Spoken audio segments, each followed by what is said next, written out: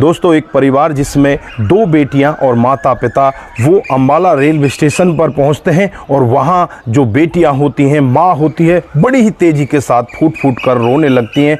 अड़ोसी पड़ोसी वहां पर इकट्ठा हो जाते हैं।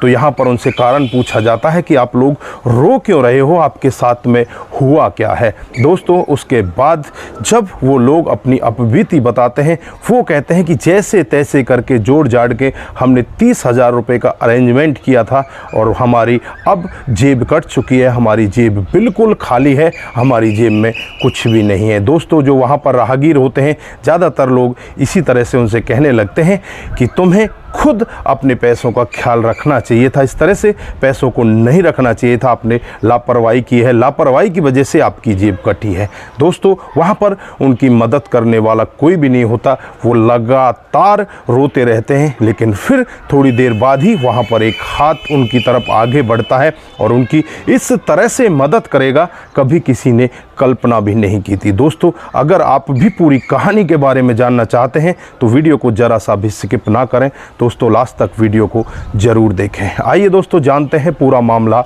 क्या था। नमस्कार, जय हिंद। आप देख रहे हैं APH न्यूज़ राहुल रावत के साथ। तो दोस्तों आज की जो हकीकत की घटना आपको बताने जा रहा हूं, ये हकीकत की घटना उत्तर प्रदेश के लखनऊ के एक गांव की हकीकत की घटना है। यहां पर निरंजन नाम का एक व्यक्ति, जिसकी एक पान की दुकान होती है, उसकी 2 बेटियां होती हैं। बड़ी वाली बेटी का नाम अन्नू होता है जो BA फाइनल पास कर चुकी होती है। छोटी वाली बेटी का नाम प्रिया होता है जो 12वीं में टॉप क्लास अभी उसका रिजल्ट आया हुआ होता है। दोस्तों जो प्रिया होती है वो अपने पापा से जिद बढ़ जाती है कि पापा हमें शिमला घूमने जाना है, आप हर बार हमें इसी तरह से टला देते हो, लेकिन अब तो मैंने 12वीं भी टॉप कर दी है, अब तो मुझे शिमला घुमा लाइए। दोस्तों यहाँ पर जो प्रिया की माँ होती है वो कहने लगती है कि बेटा पैसे कहाँ हैं हमारे पास, तेरे पापा के पास पैसे नहीं हैं, इतने पैसे कहाँ से आएंगे।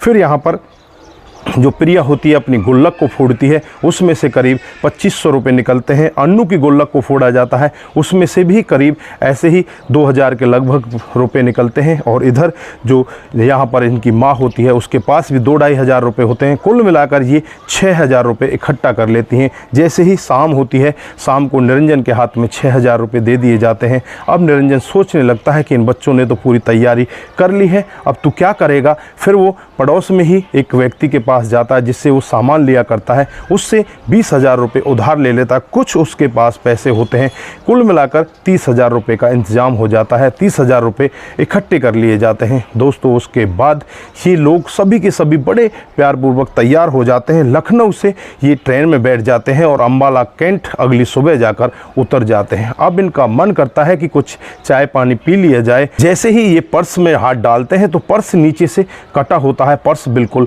खाली होता है। दोस्तों यहाँ पर जो प्रिया की मम्मी होती है बैग की हालत को देखकर बहुत ही तेजी के साथ रोने लगती है। प्रिया रोने लगती है, अनु रोने लगती है।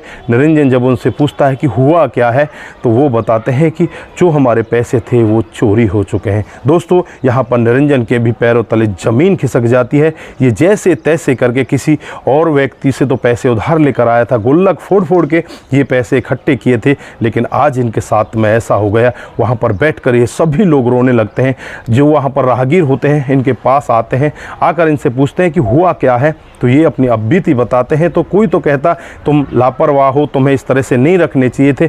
यहाँ पर कोई भी इनकी मदद नहीं करना चाहता। अब इनके पास इतने पैसे भी नहीं थे कि ये वापस लखनऊ जा सकें। दोस्तों वहाँ पर बैठकर ये इंतज़ार करते हैं। लगभग 1 से 1.5 घंटा का समय इसी तरह से बीत जाता है। यहाँ पर ये चारों लोग रोते रहते हैं। दोस्तों इनकी आंखों में आंसू भी अब सूख जाते हैं। यहाँ पर एक लड़का आता है जिसका नाम रोहित होता है। वो अपनी माँ और अपनी बहन के साथ रेलवे स्टेशन पर होता है। वो भी इनको देख रहा था और देखने के बाद इनके पास आ जाता है। जो रोहित की माँ होती है वो भी इनके पास आ जाती है और इनसे पूछने लगती है कि तुम्हारे साथ में हुआ क्या है। तो ये पूरी अपबीती यहाँ पर रोहित की माँ को रोहित को बताते हैं। तो रोहित यहाँ पर कहने लगता है कि तुम्हें टेंशन लेने की ज़रूरत नहीं है, तुम हो कहाँ के। तो वो बताते हैं कि लखनऊ के पास एक गाँव है, उस गाँव गांव के हम हैं। तो यहाँ पर रोहित कहता है कि उसके पड़ोस में ही जो दूसरा गांव है उस गांव का मैं हूँ, आप टेंशन ना करो, आपका सबका इंतजाम हो जाएगा, आप बस आराम से रहिए, आप इस तरह से रोइए मत, अपने बच्चों को उदास मत कीजिए।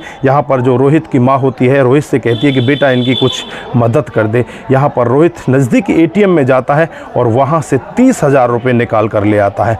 दोस्तों यहाँ पर रोहित निरंजन को वो 30,000 रुपये देने लगता है, लेकिन यहाँ पर निरंजन कहने लगता है कि भाई साहब मुझे इतने पैसे नहीं चाहिए, मुझे तो 2-3 हज़ार रुपये चाहिए जिससे कि हम वापस अपने घर अपने गांव चले जाएं। लेकिन यहाँ पर रोहित कहने लगता है कि आप घूमने के लिए आए थे, लेकिन यहाँ से बिना घूमे चले जाओगे तो आपके बच्चों को कैसा लगेगा। वो कहने लगता है कि बच्चों को जैसा लगेगा वो लगेगा, लेकिन मैं करूँ तो क्या करूँ, मैं यहाँ पर जो पैसे लाया था वो भी उधार लेकर आया था और अब आपसे 30,000 रुपये और उधार ले लूँगा तो मैं इनको कैसे पटाऊँगा, मेरे पास तो इतनी धन दौलत है ही नहीं। तो यहाँ पर रोहित कहता है कि जब तुम्हारे पास हो जाए जब दे देना, मुझे इनकी कोई जल्दी नहीं है। लेकिन यहाँ पर रोहित सामने बैठा होता है, बगल में रोहित की माँ होती है और उसकी बगल में ही इसकी एक बहन होती है जिसका नाम पिंकी होता है। सामने प्रिया, अन्नू, उनकी माँ और निरंजन बैठे होते हैं। जब इस तरह का वाक्य सुनते हैं तो उनकी आंखों में आंसू आ जाते हैं। वो कहने लगते हैं कि इस तरह से मदद करने वाला हमने आज तक नहीं देखा, बट हम कैसे जाएं, हम जा नहीं सकते, हमारा मन बहुत ज़्यादा ख़राब है। यहाँ पर निरंजन इस तरह की बातें करते हैं। तो यहाँ पर रोहित कहता है कि आप अपने मन को सही कीजिए, पहले चाय पानी पीजिए। वहाँ से जो चाय पानी वाला होता है उसे बुलाया जाता है, उन सबको चाय पिलाई जाती है, उन्हें बिस्कुट खिलाए जाते हैं और उनसे कहा जाता है कि हम लोग यहाँ पर मनाली जा रहे हैं और क्या आप भी हमारे साथ मनाली चलो तो ज़्यादा बेहतर होगा, क्योंकि शिमला में ऐसा कुछ देखने को नहीं है। ये सब रोहित कह रहा होता है।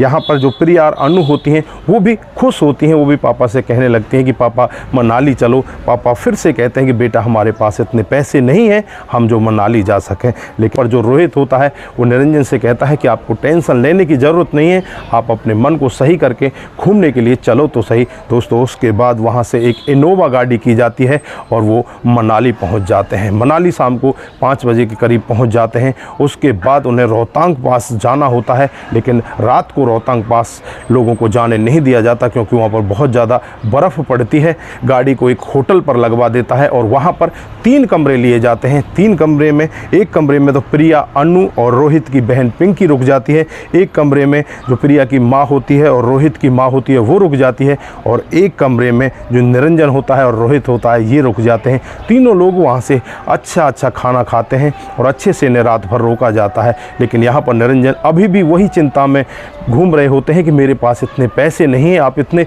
अच्छे होटल में क्यों रोक रहे हो, अगर हम किसी हल्के होटल में रुक जाते तो हमारा खर्चा कम होता। लेकिन यहाँ पर रोहित कहता है कि तुम्हें इस सब की टेंशन लेने की ज़रूरत नहीं है, आप बस आराम से घूमिए फिरिए और यहाँ का आनंद लीजिए। यहाँ पर जो निरंजन होते हैं उन्हें रोहित एक भी पैसा नहीं देने देता, खुद ही रोहित यहाँ पर पैसा देता है। दोस्तों उसके बाद जैसे ही अगला दिन आता है यहाँ पर एक गाड़ी और बुक की जाती है। उसके बाद वो रोहतांग पास चले जाते हैं और जब रोहतांग पास का वो नज़ारा देखते हैं, चारों तरफ यहाँ पर बर्फ़ की पहाड़ियाँ होती हैं, बर्फ़ से मानो पूरी की पूरी चद्दर ढकी हुई है। लड़कियाँ इस सब को देखकर बहुत ज़्यादा खुश होती हैं। यहाँ पर जो अनु होती है वो रोहित के सामने आ जाती है और कहने लगती है कि आप इतना पैसा खर्च क्यों कर रहे हो। तो यहाँ पर जो रोहित होता है वो अनु से कहने लगता है कि ये सब तुम्हारे लिए कर रहा हूँ। अनु फिर उसकी तरफ देखने लगती है तो वो कहता है कि ये सब हम अपने लिए कर रहे हैं, सबके लिए कर रहे हैं। ऐसा बाद ये यहाँ पर बहुत ज़्यादा मौज मस्ती करते हैं और मौज मस्ती यहाँ पर 3 दिन तक की जाती है। 3 दिन तक ये यहीं रुकते हैं और 3 दिन के बाद ये वापस यहाँ से अपनी जो कैब होती है उसे लेकर अम्बाला कैंट पहुँच जाते हैं और अम्बाला से लखनऊ की अपनी ट्रेन ले लेते हैं। यही अम्बाला कैंट से ये ट्रेन में बैठ जाते हैं। जो यहाँ पर रोहित की माँ होती है उसकी थोड़ी तबीयत ख़राब होने लगती है। यहाँ पर प्रिया और अनु रोहित की माँ की बहुत ज़्यादा सेवा करती हैं, उसकी मालिश करती हैं। यहाँ पर इसकी बहन पिंकी भी उसकी सेवा करती है और प्रिया और अनु की जो माँ होती है वो भी यहाँ पर इनकी सेवा में लग जाती है। दोस्तों बड़े ही प्यारपूर्वक, जैसे मानो कि एक ही फैमिली है, एक ही परिवार है, इस तरह से एक दूसरे का साथ देते हुए ये वापस लखनऊ पहुँच जाते हैं। और जब लखनऊ रेलवे स्टेशन पर पहुँचकर यहाँ पर जो निरंजन होते हैं वो रोहित को निकाल कर पैसे गिनकर वापस देने लगते हैं और कहने लगते हैं कि 27,000 रुपये बचे हैं,